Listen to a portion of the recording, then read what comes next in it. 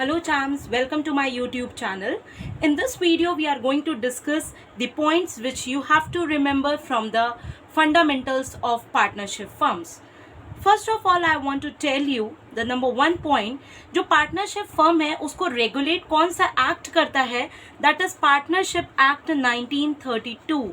Partnership Act 1932 है जो partnership firms को क्या करता है, रेगुलेट करता है. क्या करता है चांस, रेगुलेट करता है. जो सेकेंड इंपॉर्टेंट पॉइंट है जो आपको ध्यान में रखना है कि अगर हम पार्टनर्स की लाइबिलिटी की बात करें, अगर हम पार्टनर्स की लाइबिलिटी की बात करें तो जो पार्टनर्स होते हैं पार्टनरशिप फर्म में, उनकी जो लाइबिलिटी होती है वो होती है अनलिमिटेड. क्या होती है, अनलिमिटेड होती है. अनलिमिटेड का मतलब है चांस इवन उनको अपनी पर्सनल असेट्स भी देनी पड़ सकती है फर्म की डेट्स को पे करने के लिए. ठीक है, मतलब पार्टनर्स की क्या हो सकती है, जो उनकी पर्सनल असेट्स हैं उनको भी हम यूटिलाइज कर सकते हैं फर्म की डेट्स को पे करने के लिए.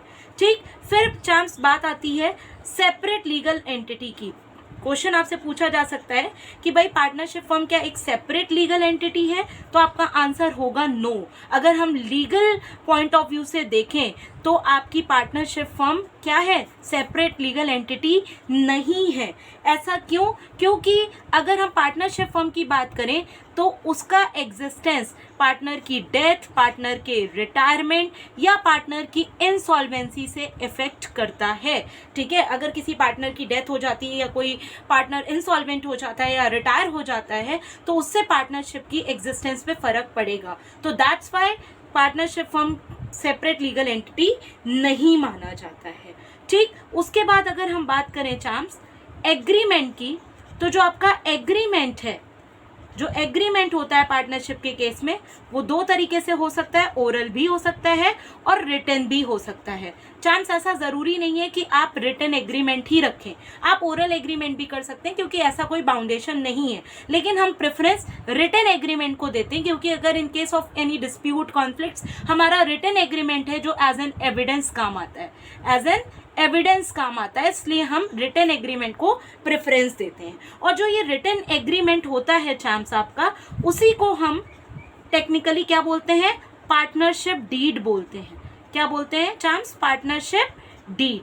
ये एक तरह का रिटन एग्रीमेंट है जिसमें वो सारे टर्म्स एंड कंडीशंस मेंशन होते हैं जो पार्टनर्स के बीच में क्या होते हैं, म्यूचुअली डिसाइड होते हैं या म्यूचुअली एग्री करते हैं पार्टनर्स उन टर्म्स एंड कंडीशंस पे. तो इसमें क्या मेंशन होता है, टर्म्स एंड कंडीशंस मेंशन होते हैं जो पार्टनर्स के बीच में म्यूचुअली डिसाइड होते हैं. ओके, फिर उसके बाद बात आती है आपकी चांस नेक्स्ट जो है, अगर बोला जाए कोई अगर चैरिटेबल इंस्टीट्यूशन है, ठीक है, कोई एक चैरिटेबल इंस्टीट्यूशन है, क्या उसको पार्टनरशिप डीड की ज़रूरत है.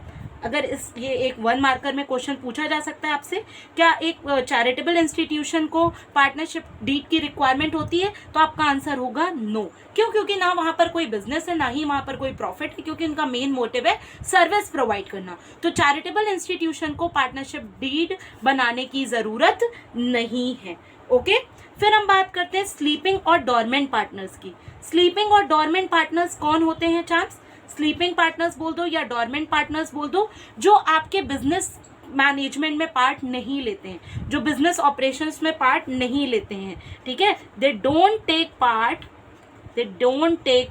इन the conduct of business, in conduct of business ये पार्ट नहीं लेते हैं बिजनेस के कंडक्ट में. Right, okay.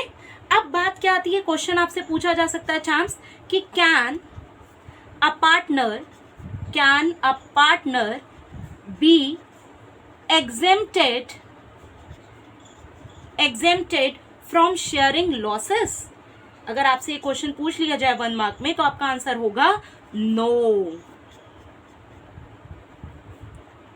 Can a partner be exempted from sharing losses, आपको लगेगा आंसर होगा नो, पर एक्चुअली आंसर है yes, that partner can be exempted from sharing losses if all other partners are agreed for the same. अगर दूसरे partners की अगर consent है तो ऐसा पॉसिबल हो सकता है। ओके फिर आपसे एक मैं नेक्स्ट इंपॉर्टेंट पॉइंट डिस्कस करना चाहूंगी। आपको पता होना चाहिए कि भाई पीएनएल एप्रोप्रिएशन हम क्यों बनाते हैं, जिससे कि हमें ये पता चल सके कि जो हमारा नेट प्रॉफिट आया है उसको हम कैसे डिवाइड करने जा रहे हैं। पर लॉस के केस में हम क्या करते हैं, पीएनएल एप्रोप्रिएशन नहीं बनाते हैं। ठीक है, in case of loss there is no need to prepare PNL appropriation account. जरूरत नहीं है हमें पीएनएल एप्रोप्रिएशन अकाउंट बनाने की।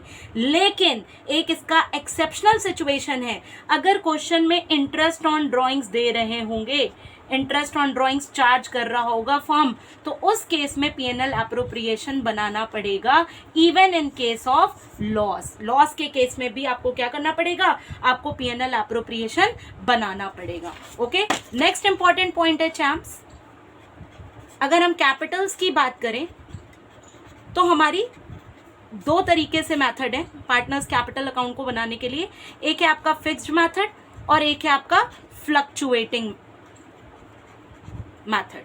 ठीक, आपको ध्यान क्या रखना है, जो फिक्स्ड मेथड होता है उसमें आप कितने अकाउंट बनाते हो, दो अकाउंट बनाते हो। एक आपका पार्टनर्स कैपिटल अकाउंट बनता है और एक आपका पार्टनर्स करंट अकाउंट बनता है चैम्प्स, पार्टनर्स करंट अकाउंट बनता है। और फ्लक्चुएटिंग के केस में केवल एक ही अकाउंट बनेगा, that is partners capital account. Okay तो आपको ध्यान रखना है, कैपिटल्स की बात करें तो आपकी दो तरह से कैपिटल्स हो सकती हैं।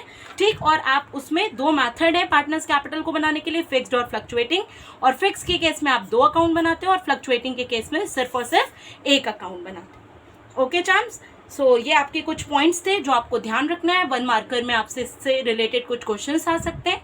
ओके और आपको रूल्स भी याद रखने हैं एब्सेंस ऑफ पार्टनरशिप डीड में, जो कि मैं अपने लेक्चर में कवर कर चुकी हूँ।